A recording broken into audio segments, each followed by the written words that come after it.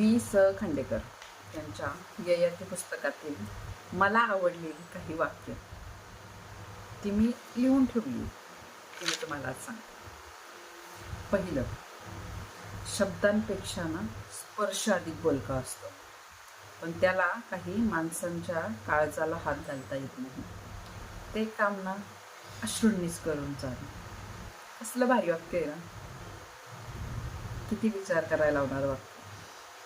दुसरं वाक्य, बालपण एकच काळ जाणतो, वर्तमान काळ. त्यामुळे लहान मुलांना आनंदामध्ये राहता येत असावं. 100% खरे. ते फक्त आहे त्या काळात जगत असतात, म्हणून कदाचित त्यांना त्यांचं बालपण एन्जॉय करता येतं.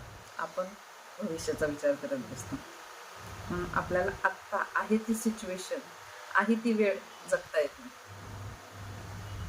तिसरं वाक्य, झाड चांगल्या रीतीने वाढायला पावसा इतकंच ऊनही आवश्यक असतं. आयुष्यात सुखासोबत दुःख हे तितकंच गरजेचं असतं. बरोबर आहे? कारण जर तुमच्या आयुष्यात सतत आनंदच असेल तर तुम्हाला वाटणारच नाही तुम्ही जगताय म्हणून. जोपर्यंत तुमच्या आयुष्यात चढ उतार येणार नाहीत ना, तोपर्यंत तुम्ही जगताय हे सुद्धा तुम्हाला फील होणार नाही. आयुष्य काय आहे हे सुद्धा कळणार नाही. त्यामुळं झाडाला ना पावसा इतकंच ऊनही गरजेचं असतं. चौथं वाक्य, जग माणसाच्या मनातील दयेवर चालत नाही, ते त्याच्या मनगटातील बळावर चालतं. माणूस केवळ प्रेमावर जगू शकत नाही, तो इतरांचा पराभव करून जगतो. मनुष्य जगात जी धडपड करतो ना, तो फक्त भोगासाठी.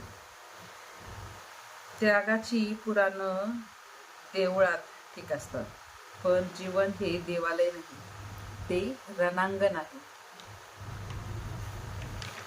त्यांनी काय सांगितलं तुम्हाला कळलं का?